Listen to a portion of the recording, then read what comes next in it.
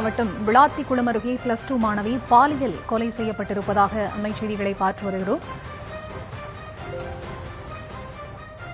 இது தொடர்பான முழுமையான விவரங்களுக்கு இணைகிறார் எமது செய்தியாளர் ராமமூர்த்தி. அவரிடம் பேசலாம். வணக்கம் ராமமூர்த்தி, இந்த சம்பவம் தொடர்பான முதற்கட்ட தகவல் என்ன? வணக்கம்.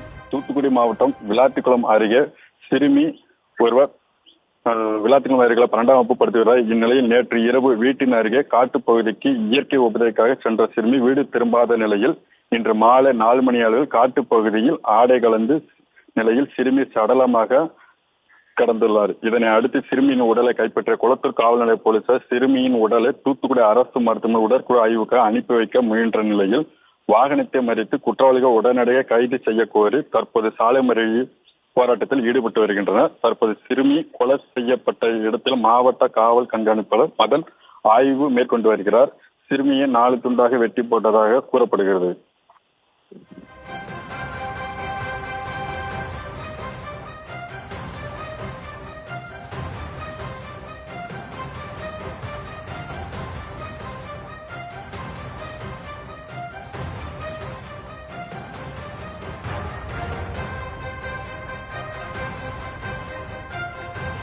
ராமமூர்த்தி, இந்த கொலை சம்பவம் தொடர்பான விசாரணை எந்த கட்டத்தில் இருக்கு? யார் மீதாவது போலீசாருக்கு சந்தேகம் ஏற்பட்டிருக்கா இப்ப வரைக்கும்? இப்ப வரைக்கும் எதுவும் இல்லை. ஆனா கொலை யாரு பண்ணிருக்கா, ஒருவேளை நேற்று நைட்டே காணாம போனதுனால இப்போதைக்கு வரைக்கும் காவல்துறை விசாரணை பண்ற மோப்ப நாய் வர வச்சு அது என்னங்கிறத கண்டுபிடிக்கிறதுக்காக விசாரணை மேற்கொண்டு வராங்க. தற்போது கிராம மக்களிடம் மாவட்ட காவல் கண்காணிப்பாளர் பேச்சுவார்த்தை நடத்திட்டு இருக்காங்க.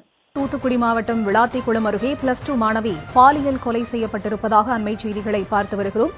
நேற்றிரவு இயற்கை உபாதை கழிப்பதற்காக காட்டுப்பகுதிக்கு சென்ற மாணவி நேற்று இரவு வீடு திரும்பவில்லை. இன்று மாலை வரையும் வீடு திரும்பாத நிலையில் காட்டுப்பகுதிக்குள் அந்த மாணவியினுடைய உடல் ஆடைகளின்றி சடலமாக கண்டெடுக்கப்பட்டிருக்கிறது.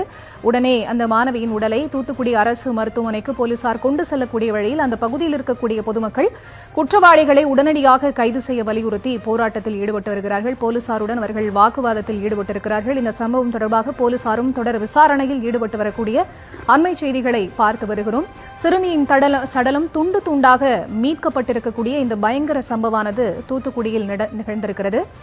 சிறுமியின் சடலத்தை மீட்டு குளத்தூர் காவல் நிலைய போலீசார் விசாரணையில் ஈடுபட்டிருக்கிறார்கள். குற்றவாளிகளை உடனடியாக கைது செய்ய வலியுறுத்தி போலீசுடன் பொதுமக்கள் வாக்குவாதத்தில் ஈடுபட்டு வருகிறார்கள்.